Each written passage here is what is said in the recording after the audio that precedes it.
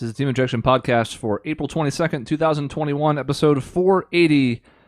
Dave's gone. And I thought it'd be funny if I could like cut him out of the intro in a way that was like clean and minimalist. I had the same thought. It's like you got to take him out of the intro video. He's not even here. Then the song would kind of jump awkwardly, but it might be funny. But then I have to do that every time one of you guys is gone, and I don't know. I don't want that. So just me and Shaun this week. That's it. Dave died, or he went on a family trip or something. You know, take your pick. God, he's so beige. That's terrible. Family trip with his wife and kids. Jesus. We're like, well, you know, we can't do it Tuesday night, but maybe we could do it like Monday night or Sunday night or any night. And the answer was no. Yeah. He could have done Wednesday. He's not going to work with us. We're bending over backwards for this motherfucker. He doesn't want to work with us at all. No. So he's gone. So it's fine. He's gone. But that's okay. So I thought, what better time to talk about some future segments, make some big decisions than without Dave. Mm-hmm. Cut the chaff. Cut the chaff. Dave is the chaff.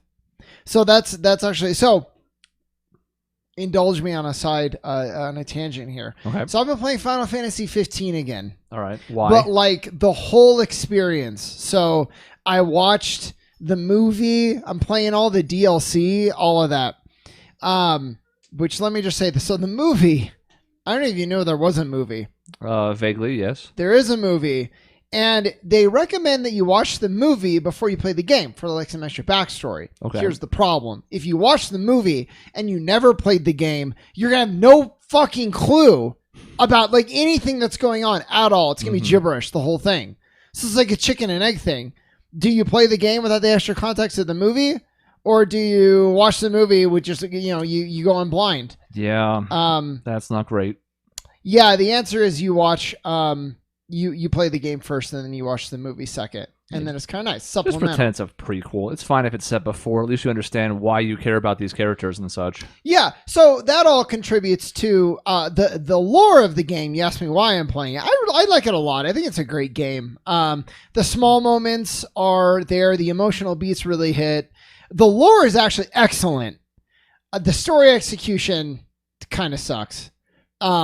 But it's helped if you're willing to go the extra mile and do the supplemental stuff. A lot of people aren't. A lot of people, when they hear I have to play a game, but in order to enjoy it, I have to read a book, read the timeline, watch a movie, watch an anime series, and then play all the DLC. Like, a lot of people, that's a deal breaker. That's a tough ask. I mean, you never played it. Or you played it, but you never finished it. Correct. Couldn't do it. Now, I will say, I am interested in going back at some point because I played it very early. And at that point, a lot of those quality of life changes, like stuff they did for change the car later on, we're not there yet. Mm-hmm. So maybe the experience is cleaner and some of the issues I had won't be there now. But at the time, I was like, you can see that this game was stuck in development hell from some of these certain things that they eventually did smooth out. But by that point, I had checked out. Yeah, it does feel, even though I'm a fan, it feels like it's a lot of different, it's like patchwork. There's a lot of different like things just sort of like sewn together, and some of them work and some of them don't, but you can see the seams. So that's always interesting. I definitely think you should play it, but it reminded me of this segment that I wanted to do, and we've been like tournament heavy lately with different things. We did the songs, we've done some other things. I want to do for a segment. Here's the first one I'm proposing, like a tournament for best video game series ever. That's what I want to do. And I want to create a bracket. I'm going to create the bracket, actually. Unless you can find one online, or any of us can find one online that seems really good. But the problem is you want it to be a good size, because I want this to be like the definitive list. What I want to do at least is do like the top 2, because you have a finalist and the other one. That's automatic. And then have the 2 final 4 losses go against each other as well. So then you have a top 3. You don't want to make the entire pool too big, though, because there's going to be some series where you're like, you know, kind of the big ones. And why put some of them on there if you know, like, they have absolutely no hope of winning? So that's stupid. But I want it to be good enough to where it's not just like 4 in there, because that's boring. So maybe like 16, maybe 32, but that's getting a lot. That seems to be about the sweet spot as far as the radio format. We've done 2 different 32 team / item brackets in the last, I don't know, we did one for Christmas, so 4 months. And they both fill a little over an hour, and that's having to speed up a little bit. So the idea of trying to tackle a March Madness style 64, that's not going to happen. At least not in one episode. If we broke it into 2 parts, maybe, but we already kind of know from the pacing of it. With 3 of us talking about each thing, it takes at least like a minute for each entry, and okay, in a 32-man bracket, you have 16 in the first round, 8, 4, 2, 1. Like, you're in for trouble. You can just run the math on it. So 16 or 32 is about right. If you really want to go in depth on it, 16 is probably best. Yeah, I agree. 16 and if I find myself doing it and I'm like, it has to be 32 just to get like the core in, then maybe. I don't think it's going to be the case though. Like March Madness is interesting because there's a chance that anyone can upset anybody, right? In this one, Devil May Cry, like it's not going to win. There's 0% chance it's going to win best series ever. That's just stupid. So, keeping it kind of to the elite ones. And I think creating the bracket's going to be kind of fun. Like, do you put Soulsborne on it? It's a series that gets a lot of attention. It's pretty big in modern gaming, but generously there's 5 games. And that's if you go beyond. That's Sekiro, that's Bloodborne, that's Dark Souls, Demons. So maybe are those 6. even the same series? Yeah, so they are spiritually, but do they count in this form? Yeah, and then at that point, even if you say, well, Neo, maybe you can include those, but that's a different developer entirely. So, I think probably not in that case, but it's going to be fun to kind of talk about it and figure it out. So we did do a best series list. I guess my question is, do we take that for the seeding? We'd have to update it. That was from 2017. And the top 2 series were not surprising. Yeah. We can take that for seeding. I thought we did one. That's why at one point when I was planning this in my head, I was going to say to do something we've never done before. I was like, I don't think that's true, but it's true for radio. We did it on the website, but we didn't do it as part of the show. So, like maybe like an update and just the 3 of us. We had some people on there. Some of them are stupid. Some of them, they're not even around anymore. So it'll be fun to kind of do an update, I think. Yeah, I don't know that it would change a ton, especially if we have to cut it off at 16. There's going to be some series on here that don't even make it. So I'm not sure if that's going to work. Like Halo was our number 22. There's no. I don't know if you can squeeze that into a 16, given what's up here in the 16, because like Zelda and Mario were the top 2. Shocker, right? We're all kind of Nintendo fans. Phoenix Wright is up there, Final Fantasy, Mass Effect, Pokemon, Metroid, Kingdom Hearts, Mario Kart, Smash Brothers, Fire Emblem, Street Fighter, the Arkham games, Metal Gear, Fallout, Persona. That's the 16. See, so I'm hearing you, and I'm like, some of those I think could be higher. Some of those are going to elevate, and then some definitely, just from you rating it, are going to fall for sure. Yeah. Like, I don't think the Arkham series is going to make the cut. If we have to narrow it to 16, there's no way that series is going to make the cut for a top 16. Yeah. Even though there's some excellent games in it. Because it doesn't have the long-term pedigree. And that's the thing is, like, why, like, that's 4 games at best. 5 if you want to count this weird VR thing. So it's interesting that it made the cut at all, but... Yeah, I guess it was just timing. Yeah. Because I think the third in the main trilogy had just come out a little bit before that, probably late 2016. And so it was like, oh, well, this is the finishing piece of this whole masterpiece. And it's like, well... Yeah, and like recency bias, always plays a thing. When did Final Fantasy 15 come out? I mean, we were at the old house, and it wasn't like it was right before we moved, so probably 2017. Okay, so it's right around that time, because I'm thinking like something like Final Fantasy, depending on when you did it, could have been like lower, but then I thought 15 was good. 14 has only gotten better. So and then 16 is looking really great. So like, is that something that boosts Final Fantasy in more recent rankings? Like that could be the case. It says 2016, but I'm assuming that's Japan, and we got it the following year when it was localized. I'm trying to find out. No, maybe it was a worldwide release. I don't know. Either way, it was either extremely late 2016 or 2017, and we did this in like March of 2017. So it might have been a factor. It might not have. Yeah. Final Fantasy has plenty of other entries that we would have liked before then that elevated it up to 4th. Interesting. Yeah. Yeah, so I think that'll be fun. So that's my first idea. By the way, real quick, my last inclination on that was like, well, there's a lot of stuff we didn't get to in that, and it's like, actually outside the top 25, Halo and Grand Theft Auto are the only 2 I think you can build a compelling case for. The Sims is up there because of Jason. BioShock is not in there, but that's tough because it's 3 games, so like... Yeah. Is that good enough to make the top 16? Persona made it before 5.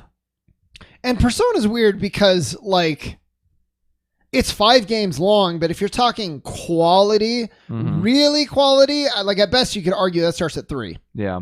And even then, maybe not. Stuff that didn't make the top 25. Sonic is in there. Mega Man is in there. It's hard to imagine that rising that much. It was 40th. I don't see anything else in here. Golden Sun, again, a couple nice games, but an entire franchise as a pillar, no. Well, and that like things like Mega Man, I think should be in there. Castlevania, I don't. Didn't even make the top 50. So that's a problem. Resident Evil's a weird one. That's getting up there even more so than it used to be, and it's kind of corrected after some people didn't exactly love 7 or 6. Yeah. Oh, I mean, 6 was terrible, but 7 was a step in the right direction. 7 was sure. a return. Yeah, it was like the upward curve. Yeah.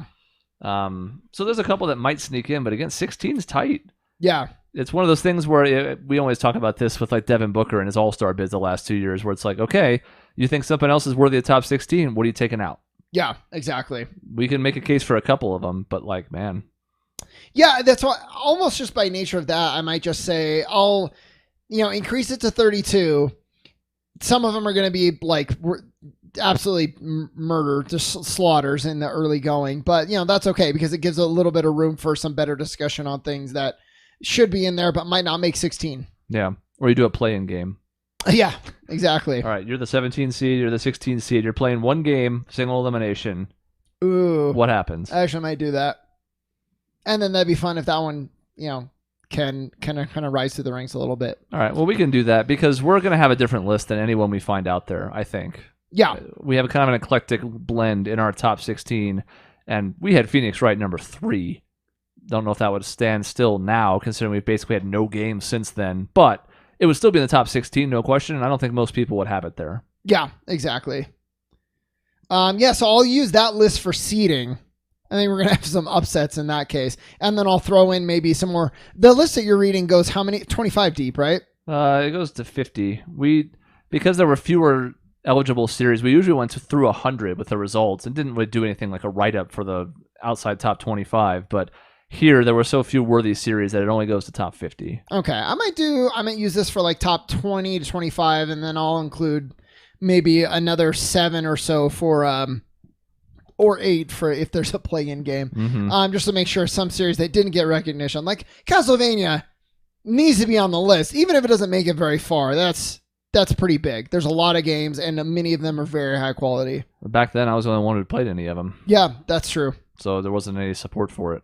Yep. I don't know if it was in my top 25. I might also not have bothered knowing, like, why would I spend a 21st place vote on this and give it 5 points when that's all the points it's going to get? So that does play a factor. That's how we did those lists back then. There was a little bit of gamesmanship to it where it was like, okay, I'm going to vote for this one a little higher because I know other people aren't going to. I'm not going to waste a vote on this one because other people will for me. Yep. That kind of stuff. No, we didn't exclude anything based on that. Like, I didn't not vote for Ocarina of Time because I knew other people were going to vote for it, but maybe I put it a couple spots lower. Yeah, exactly. Okay, so I like that. All right, so that one's easy. Okay, good. And Dave has Thumbs at least up. played a game in almost all of these series. Yeah, even though he's been bad lately. Yeah, exactly. He hasn't played a Pokemon game. Are you kidding me? And he, I don't think, has played a Fire Emblem game. Fire Emblem, okay, like I can accept that. You haven't played a Pokemon game, Never man. caught the bug. Okay, so that actually, I'm going to use that. It was not the next thing I was going to talk about, but it's actually going to segue now. So I want to bring back the segment where we basically spend time recommending stuff to Dave. I think those episodes are really fun, and I don't know if we've actually done an episode or if it's just been like after the show is over, we sit and we talk about like, here's what you need to play next. I think it's only been a part of an episode, unless you want to count the one where we devoted an entire episode to which MCU movies you should watch and then wasted our time. Was that actually an episode? Because I was afraid that was after the episode, we were done recording. No, I think we did that on air one by one through all, was it 2021 of phase 1? Okay, so that was a waste of time, but it was fun. It was fun to do. Yeah. I want to do another thing, even if it's like a somewhat like sort of right, like kind of like the Suns cast, but after we were done with our phase of kind of abusing them and doing them all the time, just kind of like a fun, like semi-regular thing, but not all the time. Because the fact, for example, Dave's never played a Pokemon game. I did not know about that. That's unbelievable to me. I actually think he should play the one coming out for the Switch. Well, the remake coming out for the Switch. Oh, I think Pearl? Diamond Pearl on the Switch, given his access to that system, wouldn't be a bad place to start. Yeah, God, that's interesting because I think you're right. By far, my favorite is still Red Blue, followed by Gold Silver. Now, someone who's never played the series starting on those, I think it's going to be too archaic. Especially Red Blue. Good luck. Yeah. Those games are disasters. Yeah. In a good way, but the balance was non-existent back then. Yeah. Yeah, I think that works. I mean, you can't start them on that Legends one because that's like not even Pokemon. You can't start them on Conquest. You can't start them on Mystery Dungeon. It has to be a mainline title. You could almost make the argument for Sword Shield, but I think you're right that the blend of new and old, I think, is a really good entry point for the Diamond and Pearl remakes. I think that's the best compromise. I don't think Sword Shield's a bad pick. It's Pokemon for babies. Yeah, so yeah, I know. It'd be great for Dave. Yeah. Okay, so that's another one that I want to do. Our recommending corner. I want to get back to the best year of gaming. We were doing that for a bit, and it was really fun, and we haven't done it in a while. And I want to do another entry of that soon. Okay. To eventually get to the spot where we can start like competing years. Like we narrow down our best, and then we put them head to head. There's a theme coming out of this that I just like putting things head to head. Mm-hmm. And fighting to the death. It's like the one segment we used to have that we won't speak on, but much bigger. Yeah. Yeah, I wouldn't mind even bringing those old ones back. The problem is there's a little bit of planning, and we just don't have time anymore. Yeah. It's not even that much, but it's more than we have time for. So, and then, okay, here's the one that I'm like, sort of like workshopping. So I want to do a new review segment because I don't like our current review segment. So like the one that we have, the last like formal one that we did was rapid reviews, and it was good in theory, but I feel like what ended up happening was the best case scenario, you don't really get to share a lot about the game in a minute anyways. But talking for a minute is like sort of hard to just do for one game, and make it compelling the whole way through. And it is by design eliminates most back and forth, which if there is any good thing about this show, like the thing that we do the best is the back and forth. This is a thing where it's like, okay, you don't talk for one full minute. And then there's questions at the end, but you can't, it's so different than like a dynamic discussion. So I'm thinking like I want to do an interview style thing where like somebody brings up a game and then the other people ask them questions about the game. And I think that would be fun. I mean, I like your idea in theory, but the reason rapid reviews existed was to keep us from talking more than a minute about whatever the fuck random album Michelle had listened to, or some movie that you saw that was going to be up for Best Picture that Dave or I at the Plebeians didn't give two shits about. So the thing you have to be cautious of is the selection of titles. So I think you can do it. So we've eliminated Michelle. So She's gone. We don't have to deal with bad music anymore. So that's nice. Mm. But the problem is like if you've watched a movie that Dave and I haven't, I still think that's good. Like I still have questions that I could ask you about the movie based on like what was your things that I know is going to be the case. What was your favorite part of the movie? What do you think it did really well? Or if there is something I know about it, like what about X or Y controversy? Did you feel like that came up? And I think us almost driving your review is a lot more interesting than like one of us just like talking. And then because here's what happens at the end, I do my review and Dave is over there and he's like, cool, interesting. And then that's it. And that's the whole review. It's like, wow, what a great segment. Great conversation. Thank you, Dave. That segment's not coming back. Yeah, well, I mean, that's good. But what about the interview thing? Do you think, maybe? That's on the wrong side of maybe, yes. I think because what questions is Dave going to ask you about a video game he knows nothing about? Put yourself in Dave's shoes, because you and I can pepper Dave with whatever he watches and keep that interesting, because we do actually kind of have an investment in it, no matter what it is, even if we're not familiar. Yeah, you know Dave. So what is if you play a visual novel if you play a bizarre JRPG, what is Dave going to ask you? So I have two answers. So the first one is that Dave goes first, which in this case, I feel like sounds like a bad idea. Like, why make him go first in this case? It would be something like, what did you think worked the best?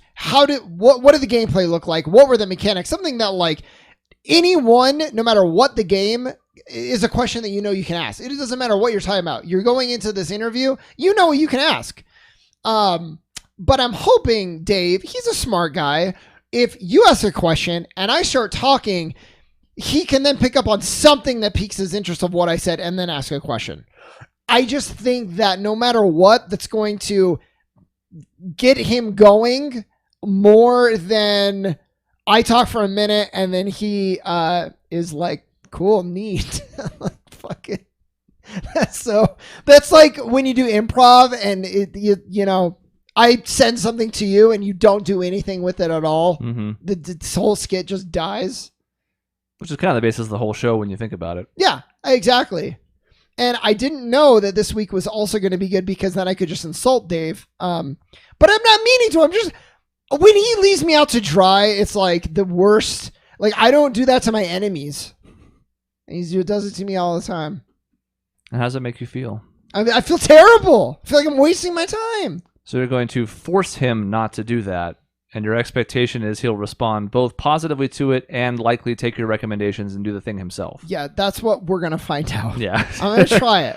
That's what we're going to try. I'm not saying it's impossible. I think it might be worth a shot. I think I can see how this is going to go already. Because and you know what? When I was thinking about this, I want to do an example of the Yoshi game because I really don't know almost anything about it. It's the best example that I have of something he's played that I don't know about. And I'm going to give him an example of some of the questions that I would ask. And, you know, if he can't pick it up, I don't know what to say anymore. Maybe he's fired. I don't know. We could put him in the dustbin. He can hang out with Michelle. They were a couple on the show for a brief stint. That is true, man. He can go join his ex-lover. I know exactly what words are going to come out of his mouth, and it's, how am I going to ask you questions about something I don't know anything about? I want him to ask that because then I'm gonna punch him in the mouth with my response. Okay. I'm gonna say it's easy. For you. Are you sure you don't want to just do this interview segment where you ask yourself the questions? That would almost be fine, but then it's the same problem. Like, it's not like a conversation. And I'm hoping he will surprise me and ask me something that is like, you know, interesting, makes me think about it in a different way. Like any review segment, you're going to have to pick your spots. I think we can give it a shot, but it can't be something super niche or it's going to fail. But like, well, so at least to start, once we give it a few reps, then maybe we can, if those go smoothly, then I'm all for going a little more off the reservation. But if you come at him with something that's bizarre, he's going to turtle up. You're going to get mad at him for turtling up. Comfort zone. And then we're going to have an entertainment segment, but not one I think has legs long term. Yeah. So I'm playing Bravely Default 2. I would love to do a review on it, but when I was thinking of the review, I was like, I can just like bring it up out of nowhere, which I kind of did with Final Fantasy, but I found a hook to do that with 15 today. I can do the rapid review, but like I don't want to do that. Mm-hmm. And then I'm starting a workshop. What can I do? Could a review, could like an interview segment work to kind of still get that dynamic back and forth, but also talk about something that is contemporary that is being played. So, you know, we can try it. But the problem is Bravely Default 2 is on the border of what you just said, of like weird and kind of like a little bit niche. So when you're in Bravely, you can do this. And then when you're in Default, you can do this. And Dave's going to be like glazed over, checked out. I mean, the thing that we've learned over time is that the best reviews are things that we've all done. And that doesn't have to change. Those can still be entire episode endeavors. So that's not really affected by this. Absolutely, you're correct. But like what is that in the last 5 years? Space Jam 2. Yeah, Space Jam 2 will be one for sure. And those are different. That's like you said, that's whole episode in depth. We did it for the trailer, for God's sake. So yeah, I mean the movie for sure can be one.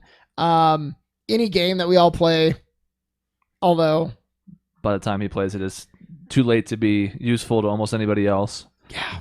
But the nice thing about reviews is some people actually do them to like see what people think about them to decide their own viewing experience, but for the most part, I think the majority of people engage with reviews just to see what people think about them, whether they've experienced it or not. Yeah.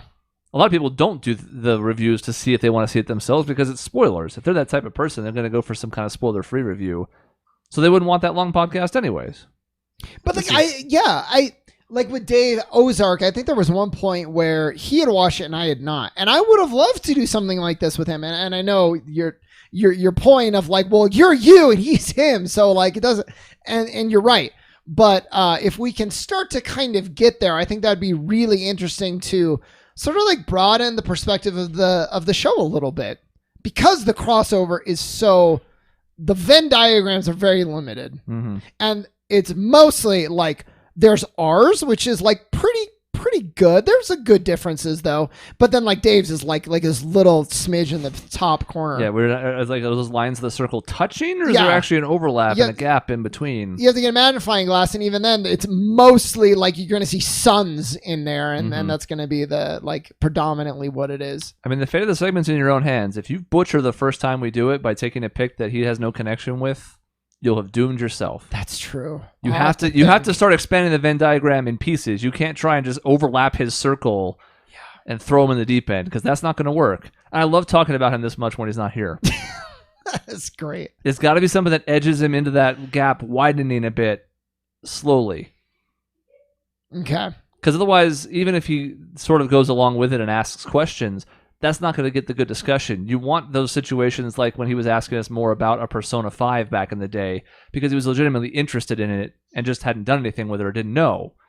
If it's something he just doesn't care about, your segment's dead. That'd be like you trying to review the 100 and have me ask you questions about it. I could not give two shits about the 100, so I don't care to ask you questions about it. Yeah. Okay, that's true. So it's something you got to basically use this as a hybrid of both reviews and also the recommendations that we give at times. So a couple things. One is, that's a good point. In the distinction of, you could ask me questions about the 100, like generic. Yeah, I'll bullshit my way through 10 minutes on the 100. I'm a radio pro by now. Generic composition questions that you can apply to anything. But are you gonna care? Is it gonna be engaging, or are you gonna like and that's a good distinction. Because it harkens back to our old interview days where we got people on for interviews almost all the time that we cared about. And then the subject matter was easy and free-flowing because we were all kind of interested in it and asked questions that we cared about. There were a couple we didn't, and you could tell. Yeah. And we've done enough of this over the years to know when we can and cannot fake it, and that's one of those spots we cannot. Yeah. So that, and then we arrived at the same point of like, maybe we blend the recommendations and like the reviews sort of, and that's going to be, it doesn't exactly get to what I want from the reviews, but it might be a good way to tweak that one, because like Pokemon could actually be an interesting thing. Dave, I'm going to force you to play Pokemon. And then he's like, what's that about? I don't know. What's the mechanic? And then we can be like, well, Dave, I'm so glad you asked. Here's how it works. I'm so glad you asked in the confines of the segment where you're expected to ask. Yeah, exactly.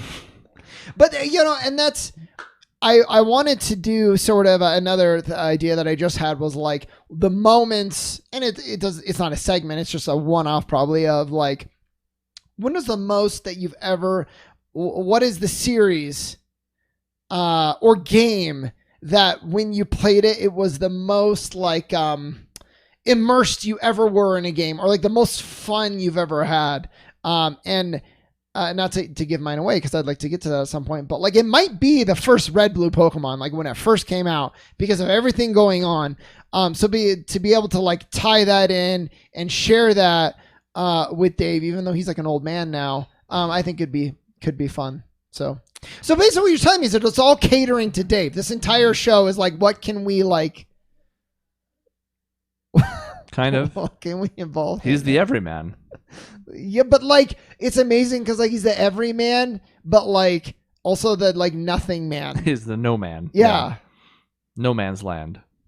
Yeah. I mean, it's if you want his engagement. You seem to desperately want him to care about the things you want to review. Oh my God, yes. So yeah, you have to make him care. And then I want him to pull some bullshit. I want him to be like, by the way, I watched like this TV show, Bridgerton. Great. I don't know anything about it, Dave. Tell me all about it. I am fascinated. I want to know what you care about, Dave. Don't you understand?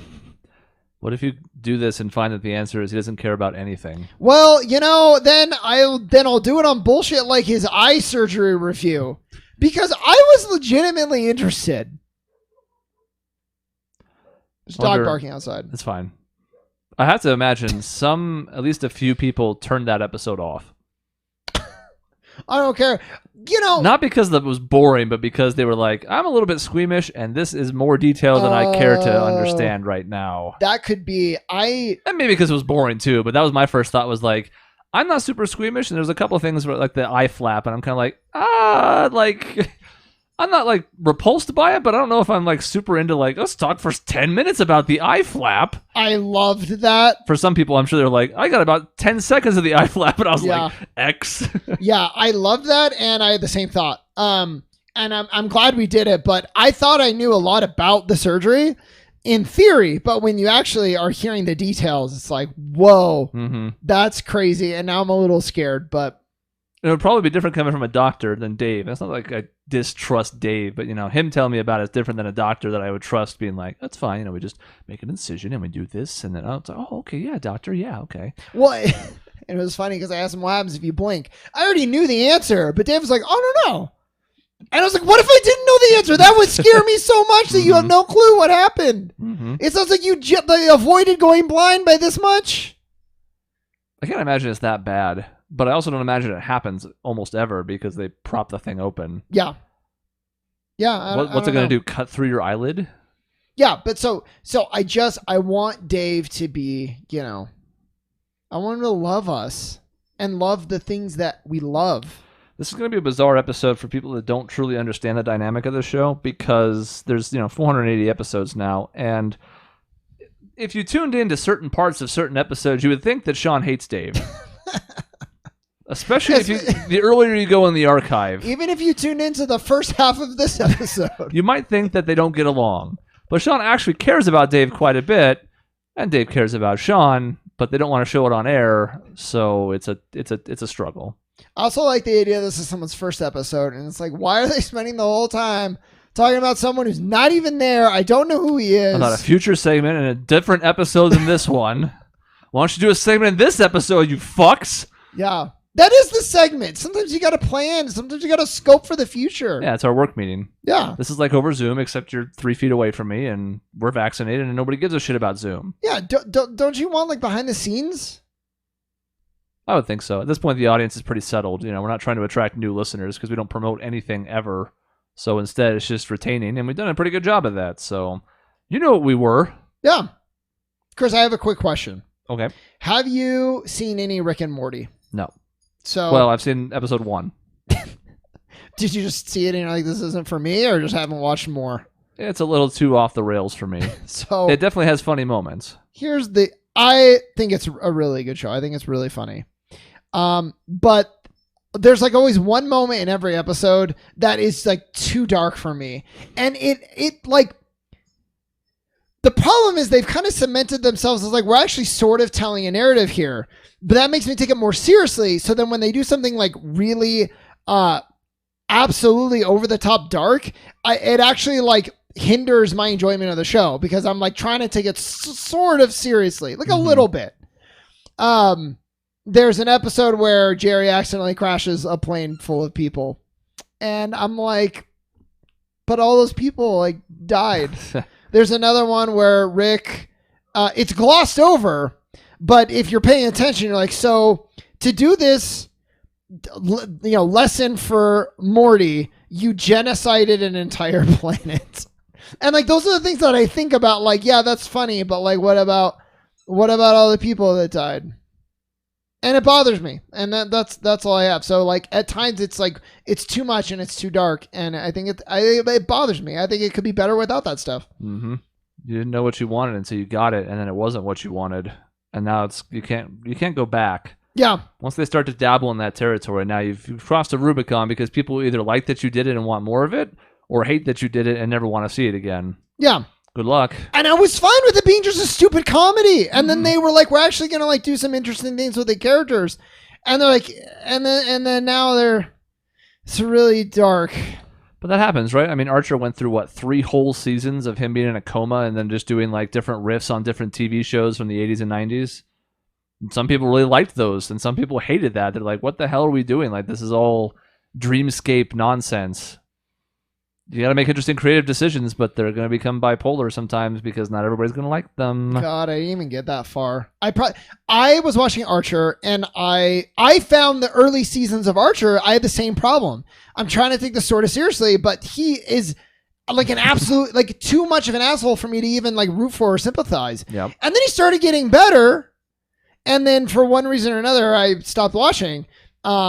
But I like stopped watching when I was finally like getting into it. Mm-hmm. So I don't know how I feel about the coma. It depends. Is he back to being a huge asshole that I can't sympathize with? And what does that mean too? They fixed one of your core issues with the show, and then you stopped watching. Yeah, Now, there's other reasons to that. It's not that simple, but still, I mean, if you're in the marketing room, yeah, and their test audience is giving you this feedback, what do you do with that feedback? yeah, that's true. So it was better, but they tuned out. Shit. And I try to tell my relationship changed and thus impacted the TV that we watch. Sure. They're gonna be like, what do I do with that? I don't know how to actuate that. Yeah. There's nothing there. Yeah. So unlike American Horror Story, where there was an episode that we watched, and I think both of us were like, yeah, we're done. I think like a goat man like raped somebody, and I was like, I'm not even squeamish, but this just feels stupid and like way too much. Mm-hmm. Yeah, gratuitous almost. Yeah. Isn't it nice though, at least being at this point now where you know when you're done with something? Yeah, I do.